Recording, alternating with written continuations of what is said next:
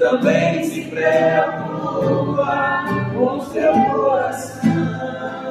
Ora Deus, e faz tudo para não te ver sofrer, tem te lembrar.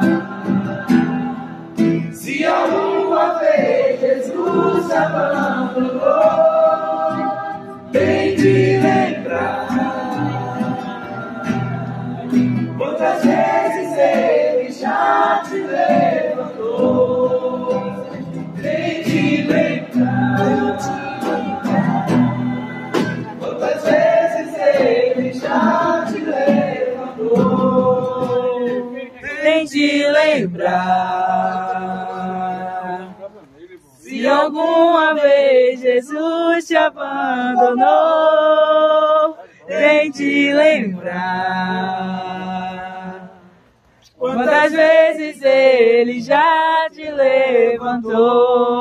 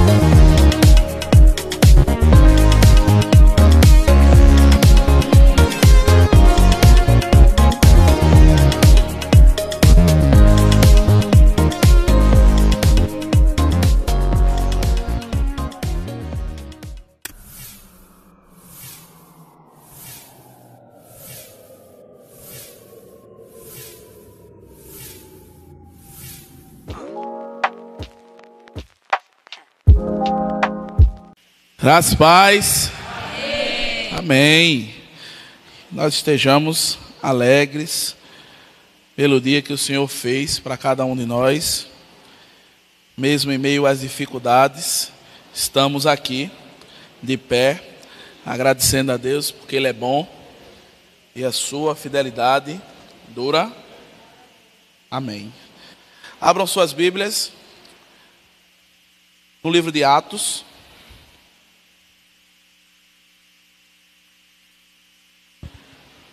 Vamos continuar nessas reflexões sobre o livro de Atos.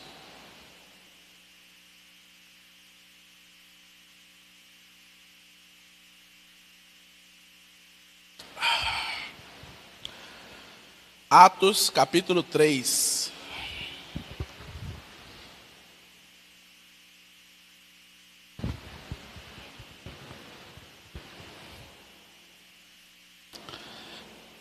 Atos, capítulo 3.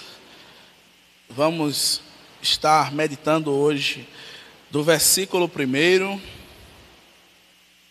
até o versículo 9. Atos, capítulo 3, do verso 1 até o verso 9. Inicialmente vamos fazer a leitura do verso de número 6. Eu vou trazer o contexto da passagem e depois nós vamos trabalhando ela versículo por versículo. Atos, capítulo 3, versículo do 1 ao 9. Diz assim a palavra do Senhor no versículo 6. E disse Pedro: não tenho prata nem ouro, mas o que tenho, isso te dou. Em nome de Jesus Cristo, o Nazareno, levanta-te e anda.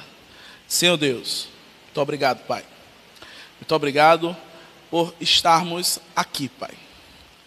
Estarmos aqui para apresentar os nossos corpos como um sacrifício vivo, santo e agradável, Pai, a Ti. Sendo assim o nosso culto racional, Pai. Que o Senhor esteja recebendo, Pai, esse culto como um cheiro suave em Tuas narinas, Pai. Para que o Teu nome seja sempre engrandecido e o nosso nome venha sempre a diminuir, Pai. Obrigado pelos livramentos que o Senhor concedeu a cada um dos Teus servos, aqueles que vimos e aqueles que não vimos, Pai. Obrigado por esse ar que respiramos. Obrigado por tudo que o Senhor tem feito na vida de cada um.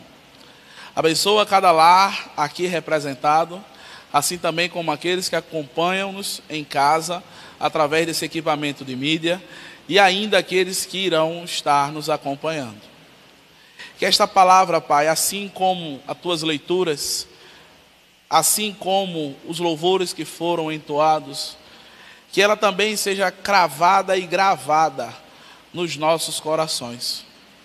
Que venhamos cada vez mais a entender, a começar de mim, todo o Teu propósito aqui, Pai, nas nossas vidas. Tenha misericórdia daquele que não pôde vir. Tenha misericórdia, Pai, da família da irmã Luciana, que perdeu a sua mãe, a irmã Gal. Mas cremos, Pai, que hoje ela está ao Teu lado, aguardando cada um dos servos escolhidos por Ti, chegar até as mansões celestiais, que não foram feitas por mãos humanas, e sim por Tu, Senhor, o Deus Todo-Poderoso. Que o Espírito Santo esteja confortando todos os corações enlutados, Pai. Que o Teu Santo Espírito esteja abraçando-os e os acalentando. E que os Teus servos, que também compartilham desse mesmo Espírito, Pai, estejam sendo bênção, consolando também tais pessoas, confortando, sendo talvez o ombro que vai reclinar a cabeça para que o outro venha a chorar. E cada um sinta-se, Pai, aqui motivado a fazer tal coisa. Nos ajuda a ajudá-los. Em nome de Jesus. Amém. Queridos, nós estamos aqui no início da trajetória dos discípulos, no início da trajetória aqui dos apóstolos, as pessoas ao qual Deus e Jesus Cristo escolheram para estar levando a palavra dele. Nós vimos no domingo anterior que Jesus apareceu a esses mesmos homens, passou cerca de 40 dias com eles, continuou ensinando, continuou praticando e depois foi recolhido ao céu. Ele disse aos discípulos que ficassem ali porque seriam revestidos de poder. Eles seriam revestidos de poder para serem as testemunhas do nosso Senhor Jesus Cristo. E ali, no capítulo 2, se os amados depois em casa voltarem, nós vamos ver que de fato eles foram revestidos de poder.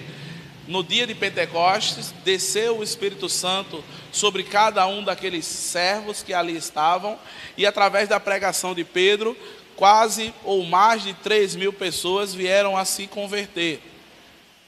E é interessante que tudo ali, as maravilhas, elas estavam acontecendo. Nós vamos ver no versículo 1 do capítulo 3, que diz o seguinte: Pedro e João subiam juntos ao templo, à hora 9. E era trazido um varão que desde o ventre da sua mãe era coxo, ao qual todos os dias punham a porta do templo chamada Formosa. O versículo 1 nos dá uma informação bem interessante. Ele diz aqui no versículo 1 que Pedro e João subiam juntos ao templo, à hora da oração, à hora 9. E aí você pode estar se perguntando, o que é que isso tem de importante? Isso está sendo narrado que 2 homens estavam indo orar. Porém, não é essa a parte interessante. A parte interessante é a que veio antes.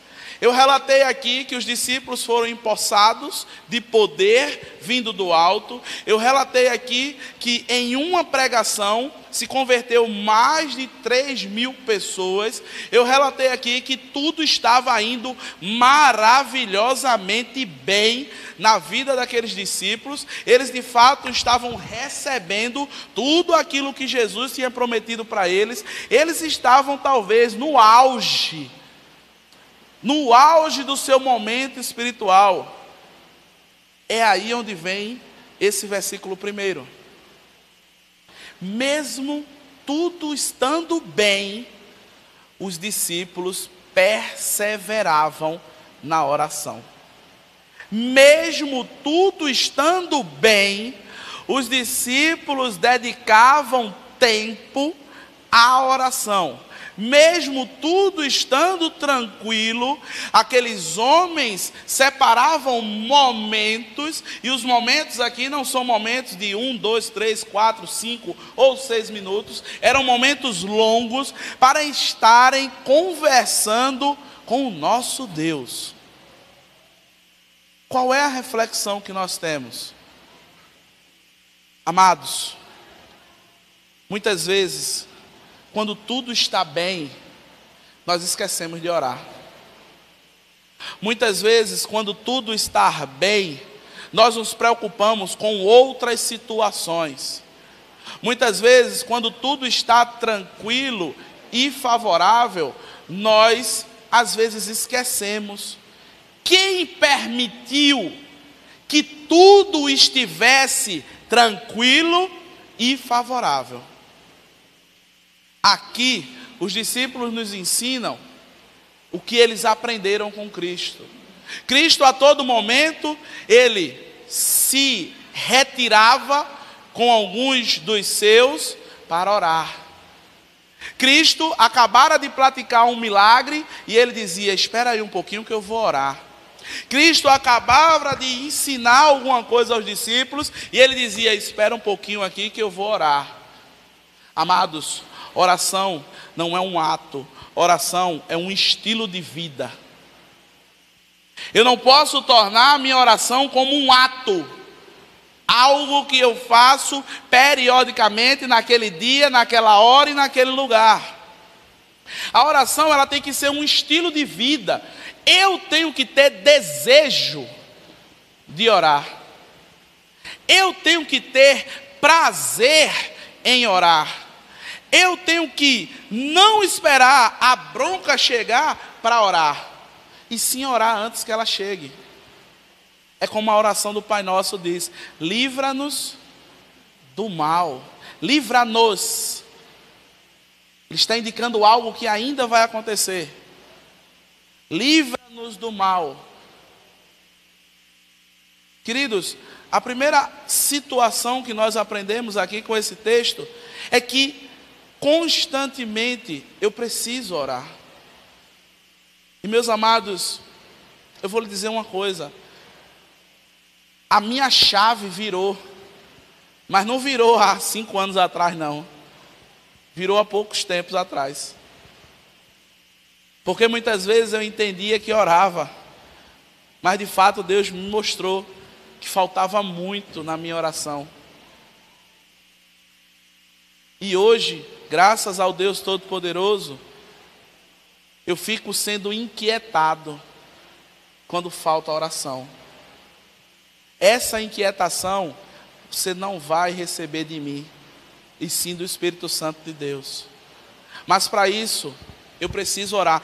Mas eu não tenho vontade de orar. Ore a si mesmo. Eu não tenho vontade de orar, eu não sinto vontade de orar, eu não sinto desejo de orar. Ore a si mesmo. Dobre seus joelhos. Fique em pé, sentado, qualquer jeito. Mas eleve os seus pensamentos ao céu. Quando você perceber que o pensamento está sendo desviado, volte. Diga: Jesus, me perdoe. Me perdoe porque eu estava pensando aqui, eu estava orando e o pensamento desviou, mas volte. E comece a falar com ele de novo. Se você sair de novo, volte mais uma vez, mas ore.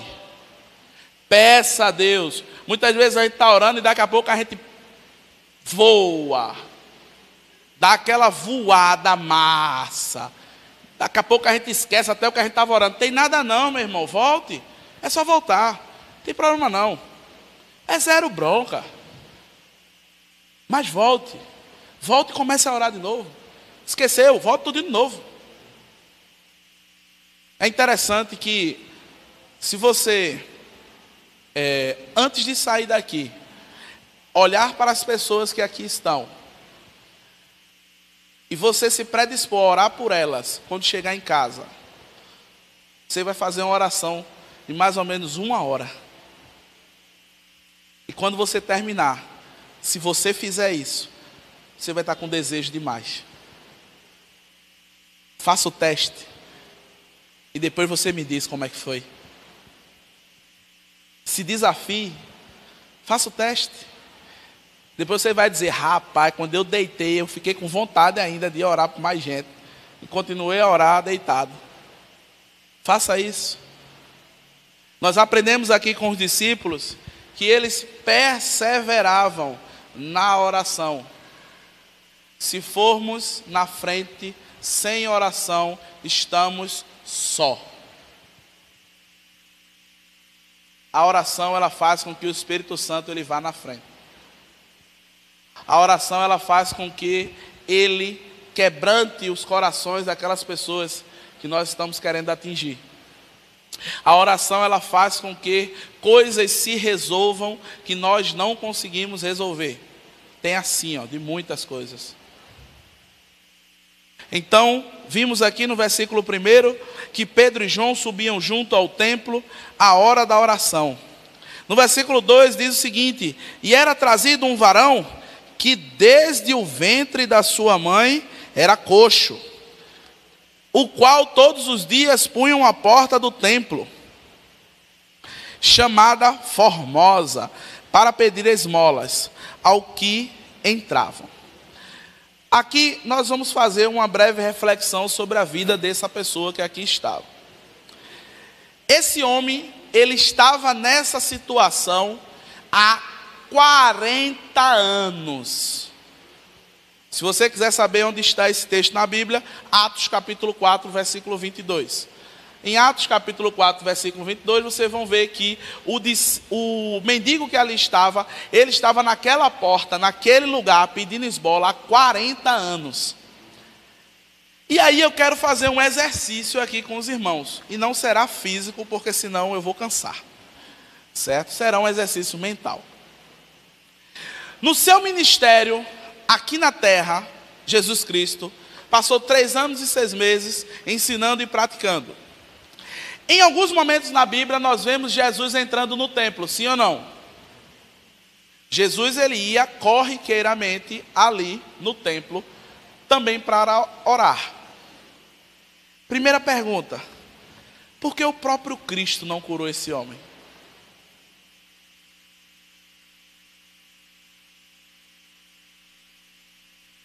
Por que o próprio Jesus não curou aquele homem? Interessante. É muito interessante isso, porque nós temos 2 situações. Primeiro, Eclesiastes 3, a partir do versículo 1, diz que há tempo para todas as coisas. No tempo que Jesus estava ali, não era o momento para aquela cura acontecer. Existem situações que nós passamos, às vezes, por muito tempo na nossa vida. E elas não são resolvidas. Porque ainda não chegou o tempo delas serem resolvidas. O que cabe a nós é continuar perseverando, crendo que o nosso Redentor, como Jó falou, vive. E que na hora certa, ele vai se levantar. O próprio Jesus, quando foi indagado por alguns discípulos sobre as coisas que iriam acontecer futuras, ele disse: não cabe a vós saber das coisas que vão acontecer, e sim o nosso Deus Todo-Poderoso. O que cabe a nós é viver um dia após o outro, crendo na soberania do Deus ao qual servimos, crendo que Jesus, aquele que morreu, mas ressuscitou, está ao lado do Pai, advogando, defendendo, e que na hora certa, essa situação, esse problema, esse dilema, essa resposta, essa ação, ela vai acontecer, mas elas não vão acontecer na hora que eu quero, elas vão acontecer na hora que Deus quiser. Só que tem um segundo detalhe nessa situação. Cristo, ele poderia ter curado aquela pessoa, mas uma, não era o tempo. 2, não era ele que iria curar, não era a pessoa dele, porque Deus, ele não mandou nenhum anjo descer para evangelizar, ele não mandou nenhum anjo descer para estar tempo em tempo, estar curando pessoas. Ele deu esse poder a cada um de vocês que estão aqui hoje. Ele deu esse poder de curar os corações feridos, curar os corações magoados. Ele deu o poder de libertar pessoas da escravidão do pecado, libertar pessoas da escravidão do vício, libertar pessoas de qualquer situação que as aprisionam. Cristo vai usar quem? Nós, meu irmão. Cristo quer usar você. Cristo quer usar você para curar pessoas que estão há 40 anos passando por essa necessidade. Você já imaginou 40 anos vivendo uma dificuldade dessa? Às vezes nós estamos enfrentando batalhas e olhamos para o alto e diz: não dá mais, não consigo mais. Mas Deus diz: persevere, continue, esteja firme. Sabe por quê? Porque você não está mais agindo, quem está agindo é Deus. Você não está mais fazendo, quem está fazendo é Deus. Quando as suas forças se esgotam, Deus começa a agir. Sabe por quê? Ele não divide a glória dele com ninguém. Ele não divide a glória dele com ninguém. Ele não vai deixar uma situação que você possa estar dividido entre foi eu que fiz, em dizer foi Deus que fez. Aquilo que parecia impossível, não ter saída, aquilo que parecia ser minha morte, quem mudou a sorte? Quem? Foi um emprego, não? Tem certeza? Foi um médico, não? Tem certeza que não foi um médico? Foi Deus, meu irmão. É Deus que vai mudar a sua vida. É Deus que vai mudar a sua história. O que precisamos é de fato estar honrando esse Senhor Todo-Poderoso. Que de fato precisamos entregar a nossa vida a Ele completamente e dizer: eu não consigo, mas o Senhor consegue. Queridos, aquele paralítico sabia que ia ser curado? Ele não sabia, mas a cura estava praticamente na frente dele. Muitas vezes nós não sabemos, mas a cura está logo aí. E ela está chegando em nome de Jesus. Que nós possamos crer nesse segundo ensinamento que temos através dessa palavra. Primeiro, continue perseverando em oração. Continue orando. Segundo, creia que o tempo da sua bênção, do seu culto de ação de graças, ele está chegando. Amém?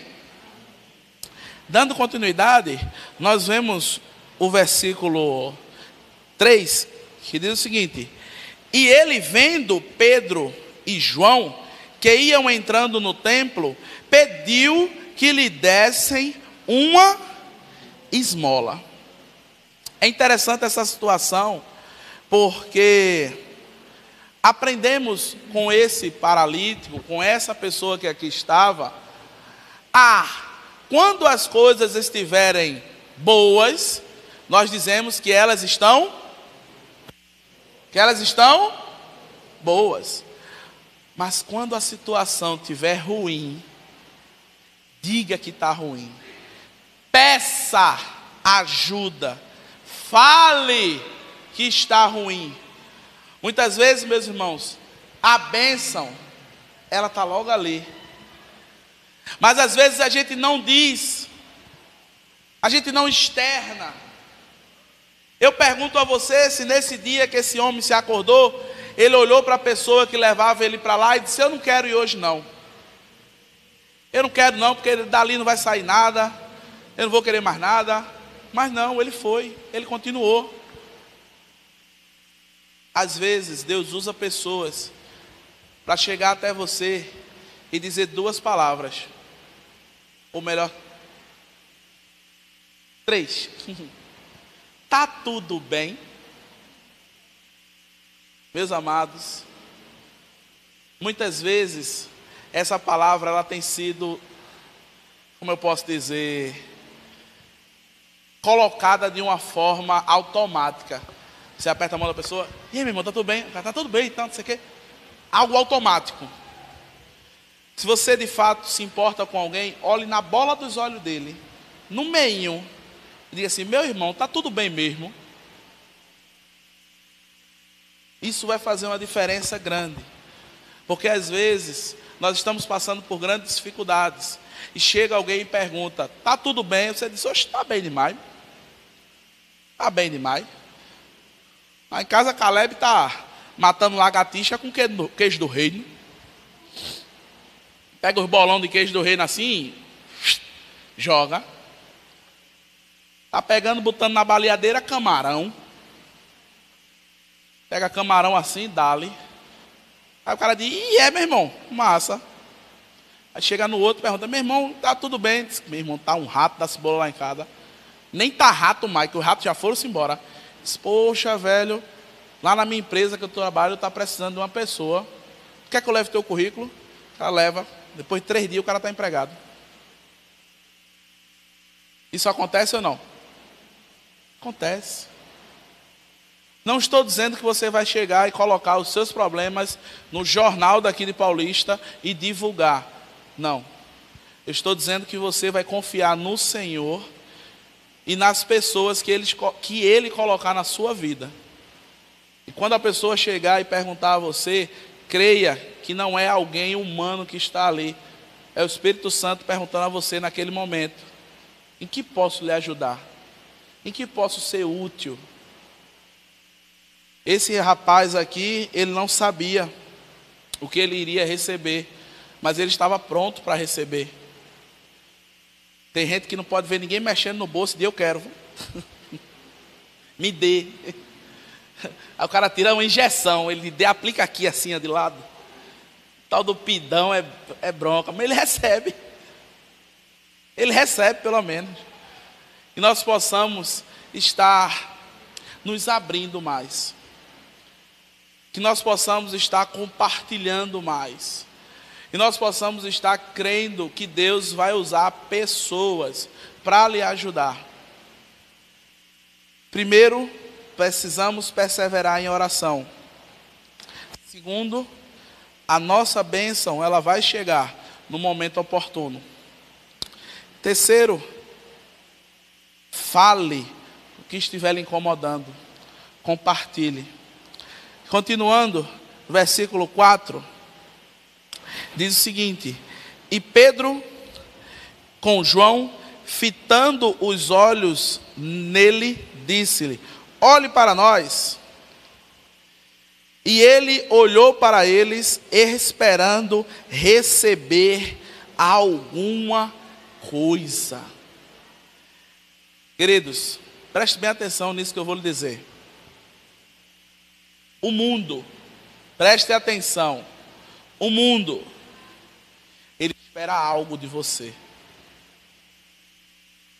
O mundo, as pessoas que estão lá fora, elas esperam algo de você.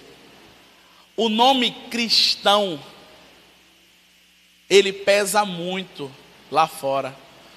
Quando tem uma briga dentro da família, algumas pessoas vão conversar com os cristãos que tem em casa.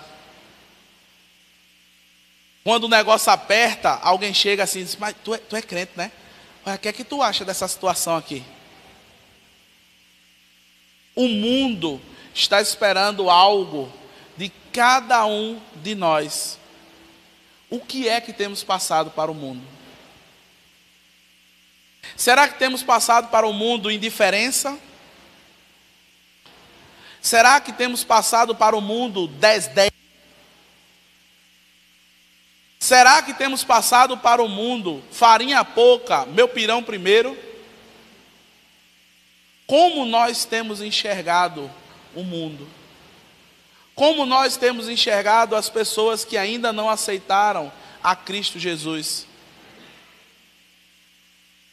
Nós temos que enxergar como Cristo enxergou, com amor. Porque cravado na cruz, ele olhou para baixo, para os seus algozes, para as pessoas que tinham cuspido, maltratado, pisado, e disse: Pai, perdoa-lhes, porque eles não sabem o que fazem. Nós, como cristãos, precisamos cada vez mais amar as pessoas. E quando eu falo amar as pessoas, ontem estivemos num debate sobre isso, aqui no curso de teologia. Quando eu falo amar as pessoas, não é você estar: oh meu filho, venha cá. Não é assim não, tá? Às vezes tratar com amor é dar uma palavra dura para um filho, é dar uma palavra dura para um marido que quer fazer o que quer dentro de casa, só falta uma sela para ser um cavalo. Às vezes dar uma palavra dura é chegar a um irmão. Às vezes tratar com amor é dar uma palavra dura para um irmão, dar um sacode, um chega para lá. Às vezes uma palavra de amor, ela pode também ser uma palavra dura, uma ação mais enérgica. Isso também é amor. Isso também é amor. O mundo, Ele espera algo de nós. É interessante que esse paralítico, ele ficou olhando o que vinha dali. Às vezes, existem algumas situações que o mundo fica nos olhando para ver o que é que vem dali. Às vezes o inimigo catuca em algumas áreas da nossa vida para ver o que é que vem dali, para depois ele fazer o quê? Nos acusar. Tá vendo? Olha, o crente, não é assim? Olha, o crentinho, fulano que só vive na igreja. Meus amados, nós precisamos estar atentos. Nós precisamos estar orando a todo momento, mesmo quando as coisas estão boas. Nós precisamos de fato entender que a nossa bênção ela vai chegar na hora que Deus permitir. E quando as coisas estiverem ruins, eu possa vir a falar e externar tudo aquilo que está me inquietando. Que eu também entenda que o mundo aguarda algo de mim. E nesse momento, você pode estar se perguntando: o que é que eu vou dar? Eu não sei pregar, eu não sei cantar, eu não sei fazer praticamente nada dentro da igreja. É interessante que no versículo 6 os discípulos disseram: não tenho prata nem ouro, mas o que tenho, isso te dou. Em nome de Jesus Cristo, o Nazareno, levanta-te e anda. Meus amados, o mundo, ele quer algo de nós. Dê o que Cristo tem feito na sua vida. Cristo tem feito alguma coisa na vida dos irmãos? Tem ou não? Tem. Anuncie isso. Mostre às pessoas que Cristo transforma. Mostre às pessoas que Cristo liberta. Estávamos falando sobre um pastor, colega meu, chamado Márcio. É Márcio humano. Não é humano de humanidade, é humano, mano. E aí, mano, beleza, tal. Márcio humano. Esse Márcio, hoje ele é pastor, e ele chegou aqui em Pernambuco através da Cristolândia. Ele morava na Cracolândia, lá em São Paulo. Aquele lugar bem massa. A turma vai para lá para viajar. E aí a Cristolândia trouxe aquele camarada para cá, e ele se fixou ali na igreja da Capunga, se desintoxicou, começou a servir, sentiu o chamado de Deus na vida dele e começou a fazer o ministério, se consagrou, hoje é um pastor, mas ele não parou por aí. Ele continuou estudando, fez uma pós-graduação em História da Religião, depois ele avançou mais um pouquinho, fez um mestrado também na mesma área, e agora ele está dando entrada no seu doutorado. Meus irmãos, um viciado da Cracolândia, logo, logo vai ser chamado de doutor. Quem faz isso? Deus. Sabe como isso começou? Alguém chegando até ele e contando o que Cristo tinha feito na sua vida. Alguém chegando até ele dizendo: meu irmão, Cristo fez assim na minha vida. E ele é o mesmo que agiu na minha vida. Esse mesmo Cristo pode agir na sua. Meus irmãos, isso faz grande diferença, porque Jesus transforma. Não sou eu, não é a minha eloquência, não é as minhas palavras, não é algo que eu venha a falar, porque Cristo, Deus, Ele não tem responsabilidade nenhuma comigo. e sim com a palavra dele que sai da minha boca. Não estou falando nada meu, estou lendo a Bíblia e passando para os irmãos. Essa palavra, ela transforma. Só que ela precisa sair deste campo e ir para a prática. Ela precisa sair dos nossos corações e atingir outras pessoas. É isso que o mundo espera de nós. O mundo espera o Deus que vive em mim ser transmitido para ele. E queridos, no versículo 8 diz o seguinte, versículo 7: e tomando-o pela mão direita, o levantou, e logo os seus pés e tornozelos se firmaram. O que é que aconteceu aqui, meus irmãos? João disse: levanta-te em nome de Jesus e anda. E depois ele fez o quê? Ele fez o quê? Antes disso, ele fez o quê?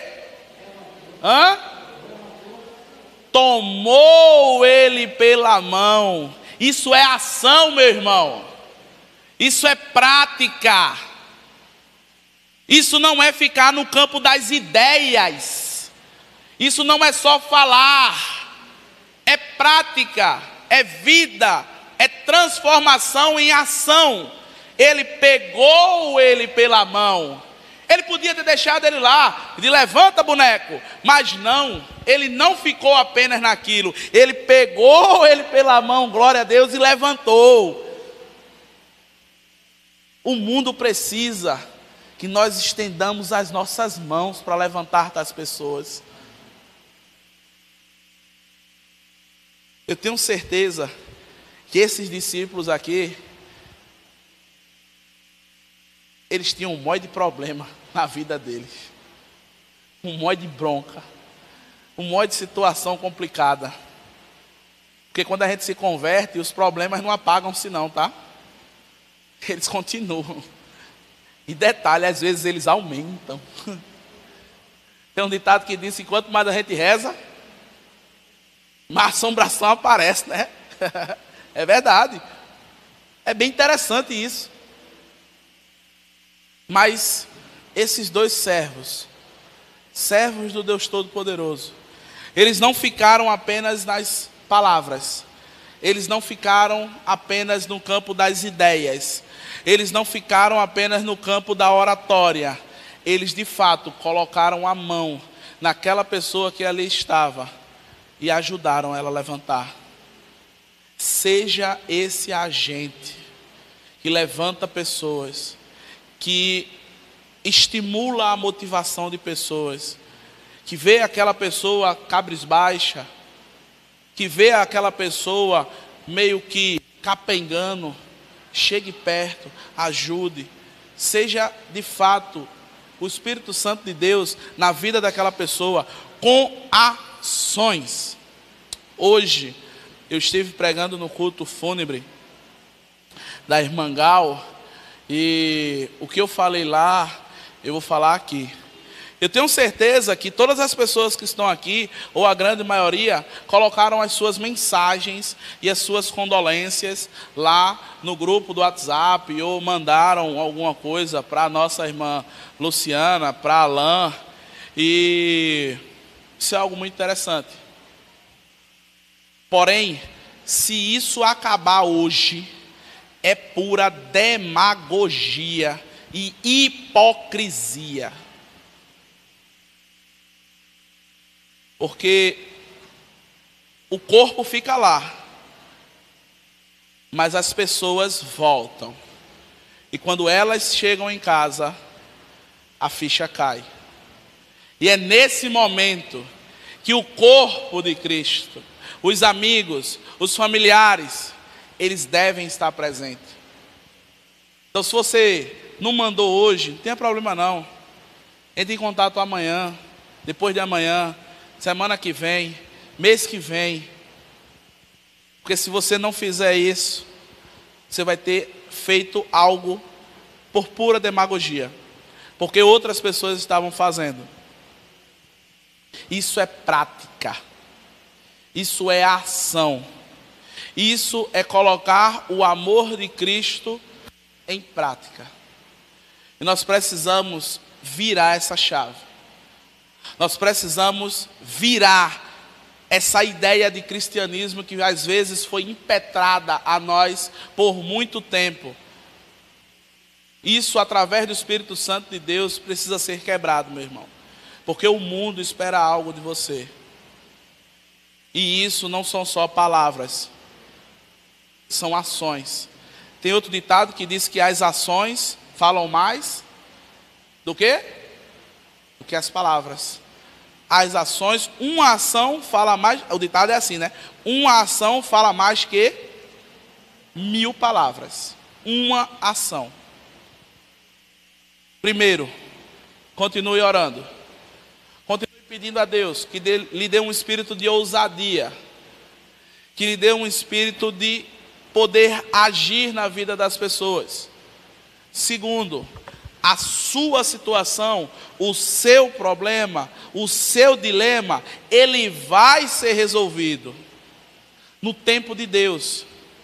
Enquanto isso não chega, continue perseverando, continue avançando, continue sendo firme. Terceiro, quando o Espírito Santo usar alguém para perguntar a você como é que você está, fale, se expresse, ponha para fora. Quarto, o mundo, ele espera algo de nós. Dê o que você tem, dê o que você recebeu, dê o que o Espírito Santo passou para você.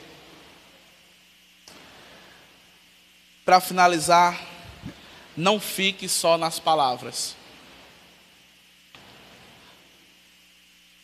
Haja, sirva, seja bênção, porque foi para isso que Deus lhe chamou. É interessante que depois que a gente executa esses 6 passos que fizemos acima, a glória de Deus, ela é exaltada e o milagre acontece. Versículo 8 diz o seguinte: e saltando ele, pôs-se de pé, andou e entrou com eles no templo, andando, saltando e louvando a Deus. Quando o milagre acontece, a glória de Deus é exaltada. Porém, meus irmãos, para que isso venha a acontecer nas nossas vidas, nós precisamos voltar ao primeiro amor. Voltar àquele desejo ardente que nós tínhamos de servir. Às vezes, quando nós somos novos convertidos, né? Estamos ali chegamos com aquela vontade, com aquele desejo.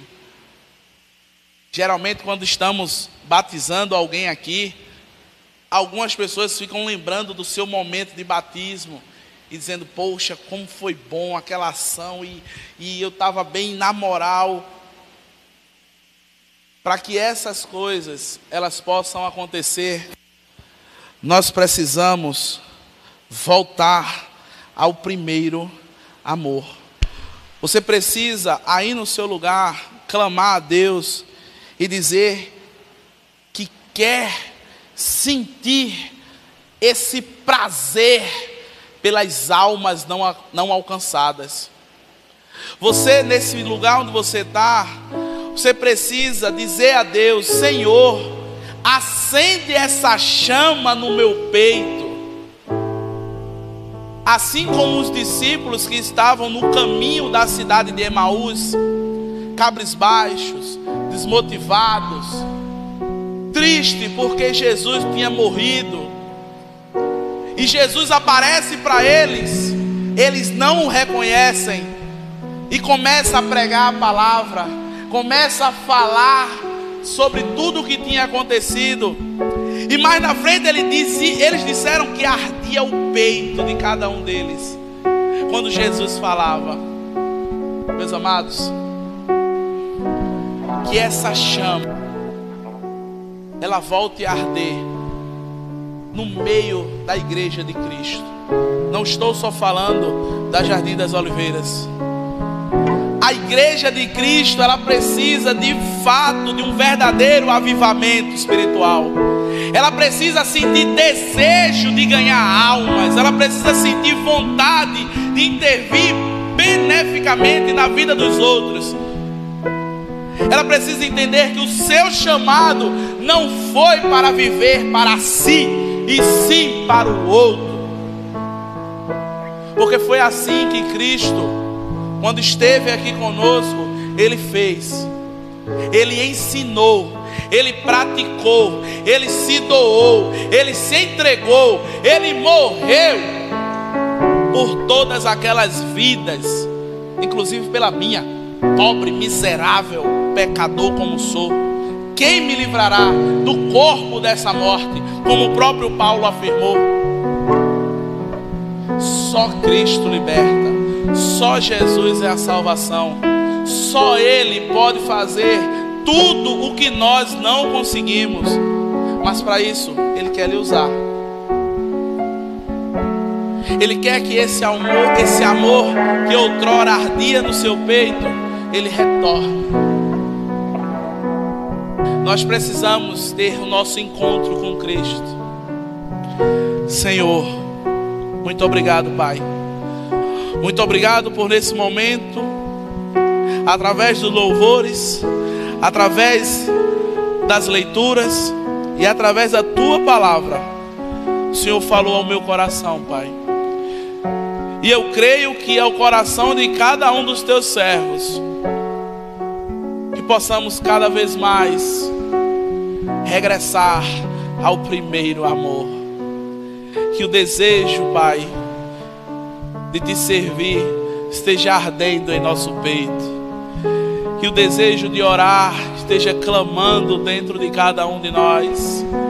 Que cada um dos Teus servos saiba que pode ser bênção na vida de outra pessoa, crendo que também a sua bênção, a sua hora, o seu momento, Ele vai chegar, aleluia, no tempo certo, na hora certa, Pai.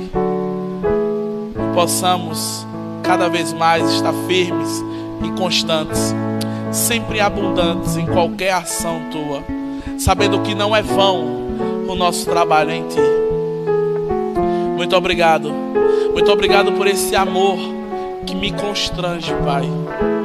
Obrigado pelo Teu Filho ter se entregado, Pai, por mim e por cada um dos Teus servos que aqui está.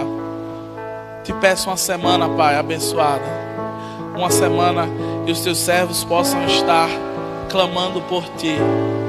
Que no próximo domingo estejamos aqui agradecendo, contando quantas bênçãos, conta quantas são recebidas da Tua divina mão. Possamos estar cada vez mais juntos e unidos, Pai. Nos leva para casa em paz, da mesma forma que o Senhor nos trouxe. Abençoa cada lar aqui representado, em nome de Jesus. Amém.